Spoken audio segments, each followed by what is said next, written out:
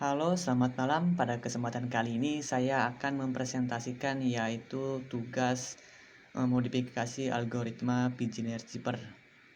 Oke, untuk itu saya akan lanjut ke slide selanjutnya, yaitu tentang latar belakang. Perkembangan teknologi informasi dan komunikasi memberikan perubahan yang cukup besar. Dengan meningkatnya penggunaan jaringan komputer, dampak positif yang dapat dirasakan yaitu informasi dapat disebar dengan mudah melalui jaringan komputer dalam bentuk informasi digital. Selain keuntungan perkembangan teknologi dan informasi juga dapat digunakan untuk melakukan tindakan kejahatan online oleh orang yang tidak bertanggung jawab. Misalnya, pengambilan informasi secara ilegal seperti informasi instansi pemerintah, swasta, bahkan perbankan.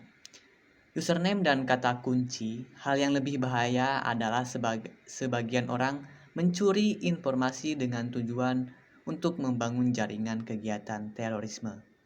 Sehingga perlunya diterapkan suatu prosedur keamanan pada sistem informasi, khususnya informasi berupa teks yang merupakan bentuk penting dari informasi digital.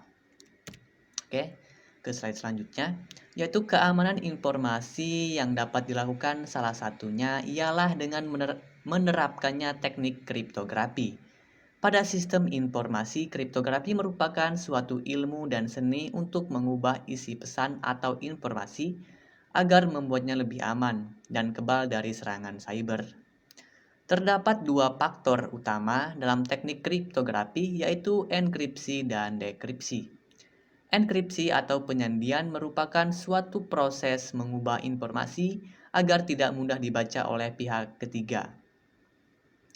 Hasil dari enkripsi dapat berupa informasi yang disandikan atau ciphertext. Ciphertext dapat diambil informasinya dengan cara membalik sandi tersebut menggunakan algoritma kriptografi yang sama.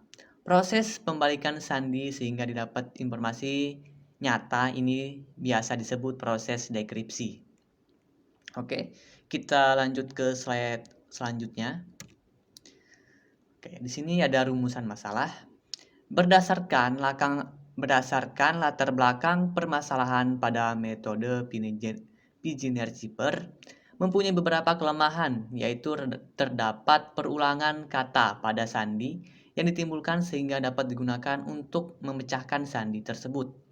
Maka dari itu perlu adanya metode modifikasi Pidgin-Keeper yang lebih aman dari Pidgin-Keeper yang telah ada sebelumnya. Oke, kita masuk ke slide selanjutnya. Di sini ada batasan masalah dari penelitian, yaitu poin 1, simulasi dibuat menggunakan aplikasi berbasis web, lebih tepatnya menggunakan React.js. Oke, di sini kami menggunakan React.js sebagai front end untuk websitenya, karena di sistem kami menggunakan base-nya yaitu web. Oke, yang poin kedua, pengujian modifikasi Pidgin-Keeper dilakukan pada hasil enkripsi atau ciphertext. Nah, di sini kami menguji apakah berhasil atau tidak sistem kami membuat enkripsinya dari plain text. Oke. Untuk poin ketiga, modifikasi Pidgin-Keeper dilakukan yaitu dengan cara memodifikasi algoritma sebelumnya. Ya, kami sedikit memodifikasi algoritma pada algoritma sebelumnya. Dan yang poin terakhir yaitu atau poin keempat, karakter yang digunakan adalah A sampai Z, yaitu berjumlah 26 karakter ya. Kami di sini hanya menggunakan 26 karakter saja. Oke, kita lanjut pada slide selanjutnya. Di sini ada landasan teori. Kriptografi adalah sebuah kata yang mengarah pada ilmu dan seni, mengubah kata menjadi lebih aman dan kebal terhadap serangan plain text. Dan ciphertext adalah pesan di mana pesan asli sebelumnya diubah menjadi sandi disebut plain text, setelah diubah menjadi sandi disebut ciphertext itu. Oke.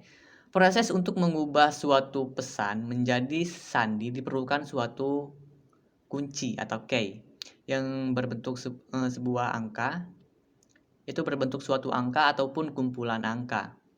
Plain text akan dikirimkan oleh sender dengan menggunakan algoritma enkripsi, sedangkan receiver akan menerima berupa ciphertext. Oke, enkripsi dan dekripsi merupakan sebuah algoritma yang digunakan untuk mengubah pesan menjadi sandi dan menjadi pesan. Oke, yang tadinya pesan menjadi sebuah sandi dan sandi menjadi sebuah pesan, itu ciphertext dan plaintext. Termasuk ke dalam cipher abjad, majemuk, atau polyalphabetic submachine cipher dipublikasikan oleh diplomat. Ya, di sini sekaligus orang kriptologis Prancis, Blaise de Vigenère pada abad 16 tahun 1586, tetapi sebenarnya Giovan Battista Palazzo telah menggambarkannya pertama kali pada tahun 1553 seperti ditulis dalam bukunya Delphi. Giovan Battista Palazzo algoritma tersebut baru dikenal luas pada tahun 200 tahun kemudian oleh penemunya, yaitu cipher tersebut kemudian dinamakan Vigenère cipher. Oke, kita lanjut pada slide selanjutnya. Nah, di sini kami ada rumusnya ya.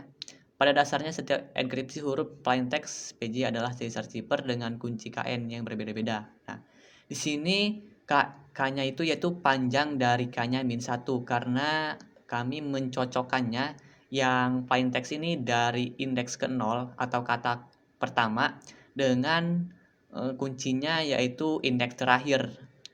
Oke, ini akan menyilang ya dari indeks ke-0 ke kunci terakhir, dan indeks kedua yaitu kunci terakhir lagi yang kunci terakhir yang kedua gitu. Oke, kita lanjut ke slide selanjutnya. Analisis permasalahan. Model enkripsi dan deskripsi yang digunakan untuk penelitian ini merupakan Vigenère cipher yang telah dilakukan modifikasi pada proses atau alur pembentukan ciphertext. Modifikasi pada algoritma Vigenère cipher bertujuan untuk meminimalkan kekurangan dari algoritma Vigenère cipher yang telah ada. Kunci yang digunakan sebelumnya dibentuk melalui 3 proses. Proses pertama membentuk kunci pertama dan dengan memanfaatkan algoritma Caesar cipher. Proses kedua dilakukan untuk menghasilkan kunci kedua dan memanfaatkan algoritma Vigenère cipher. Proses ketiga memanfaatkan algoritma columnar transposition cipher dengan hasil final key yang digunakan sebagai kunci pada proses enkripsi dan deskripsi. Selanjutnya, rancangan algoritma. Teknik modifikasi Vigenère yang kami lakukan dengan huruf bisa menggunakan cara di bawah ini, yang dimulai dari huruf A dan diawali dengan angka 0 sampai diakhiri dengan huruf Z dan diakhiri angka 25. Contohnya plaintext aku, K-nya dia, penyelesaian A 0, K 10, U 20, D 3, I 8, A 10, A 0.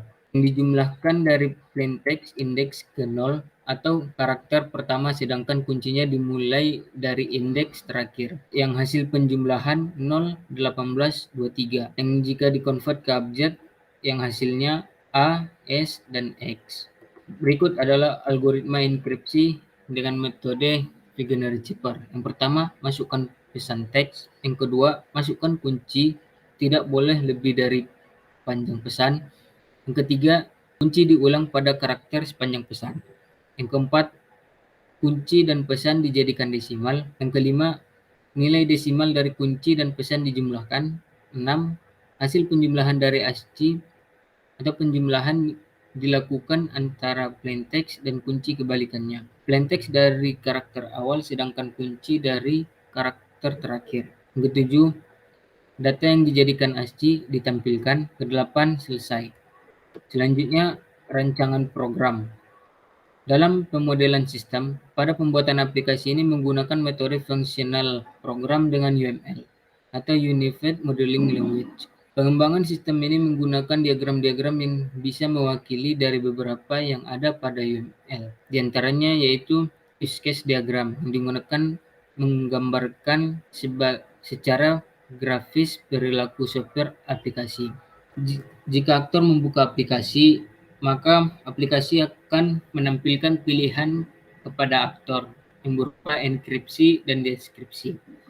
Jika aktor memilih enkripsi, maka aktor disuruh untuk menginputkan plain text dan menginputkan kunci. Setelah plain text diinputkan dan kuncinya diinputkan, hasilnya akan keluar setelah itu selesai. Dan jika aktor memilih deskripsi, maka aktor disuruh untuk menginputkan ciphertext dan menginputkan kuncinya. Setelah proses dan hasil deskripsi keluar, setelah itu selesai. Selanjutnya, merancang pengujian. Pengujian dilakukan pada penelitian ini sebanyak 2 kali, yaitu uji simulasi dan uji hasil penyandian. Uji simulasi dilakukan sesuai dengan tujuan pengujian untuk mengetahui fungsionalitas perangkat lunak. Uji hasil penyandian dilakukan dengan menyandikan pesan berbahasa Inggris, di mana kunci yang digunakan berbeda-beda.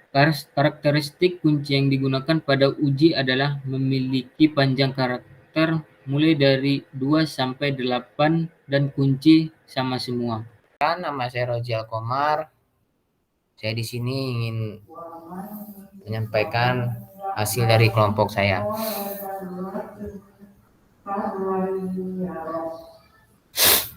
Bisa dilihat pada tabel 3.1 daftar kata kunci untuk pengujian. Pada kolom pertama, di mana pada daftar kata kunci untuk pengujian ini terbagi, yaitu ada 7 karakter, dengan yang pertama itu ada 2 karakter, yang kedua 3 karakter, yang ketiga 4 karakter, dan seterusnya sampai dengan 8 karakter. Untuk 2 karakter sendiri itu bisa dilihat ada GW, UM, NB, 3 karakter itu ada BBC, WUM, VUM, 4 karakter ada Q, DYU, RDSB, CSRP, 5 karakter ada OC, VFG, FADEB, GYSRYZ, 6 karakter ada GNB, GVL, KVTWRL, LBBHFB, 7 karakter ada JIYOARL, TVNWKYG, XSBZLFI, 8 karakter itu ada BSP, RBWRL, ALYO, OVREP, KFRB, KAHB. Yang selanjutnya itu keterangan dengan kunci Indonesia. Bisa dilihat pada tabel berikut, yaitu 2 karakter itu ada 3, 3 karakter ada 3, 4 karakter ada 3, 5 karakter ada 3, 6 karakter ada 3, 7 karakter ada 3, dan 8 karakter itu ada 3. Terlihat pada tabel 3.1 bahwa panjang karakter kunci akan diuji sebanyak 3 kali dengan susunan karakter kunci yang berbeda-beda. Sehingga total pengujian yang dilakukan sebanyak 21 kali.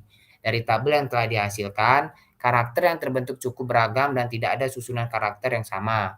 Dengan metode Babage-Kasiski, karakter pembanding bagi frekuensi karakter yang sering muncul tiap-tiap bagian adalah B. Kesimpulan, berdasarkan hasil pengujian enkripsi dan dekripsi yang dilakukan pada penelitian modifikasi Vigenère Cipher dapat disimpulkan yaitu metode yang telah diimplementasikan lebih aman dibandingkan dengan metode Vigenère Cipher yang sudah ada sebelumnya. Hal itu dikarenakan metode modifikasi Vigenère Cipher tidak mempunyai perulangan kata pada ciphertext yang dihasilkan. Karena perulangan kata pada ciphertext adalah hal yang dibutuhkan oleh metode Babage-Kasiski untuk dapat memprediksi informasi yang terdapat dalam ciphertext. Sehingga metode Babage-Kasiski tidak mempunyai peluang untuk memprediksi ciphertext metode Vigenère Cipher.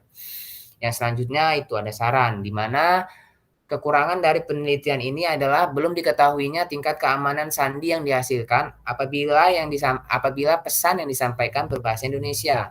Kekurangan lainnya berhubungan dengan efektivitas penggunaan sumber daya, memori, dan kecepatan pada proses enkripsi. Selain itu juga, algoritma pada modifikasi Vigenère Cipher juga masih menggunakan dasar operasi penyandian dari algoritma Vigenère Cipher. Sehingga apabila salah satu karakter pada sandi hilang, maka sandi tidak dapat didekripsi sempurna. Oleh karena itu, disarankan penelitian selanjutnya dapat meneliti tentang tingkat keamanan sandi pada pesan berbahasa Indonesia. efektivitas penggunaan memori dan tingkat kecepatan enkripsi, serta penyempurnaan pada algoritma enkripsi dan dekripsi modifikasi pegenerate zipper. Hal lain dapat dilakukan pada penelitian selanjutnya adalah pengembangan metode modifikasi pegenerate zipper untuk dapat menyandikan gambar, suara, maupun video. Mungkin itu saja yang dapat saya sampaikan. Saya ucapkan terima kasih. Assalamualaikum warahmatullahi wabarakatuh.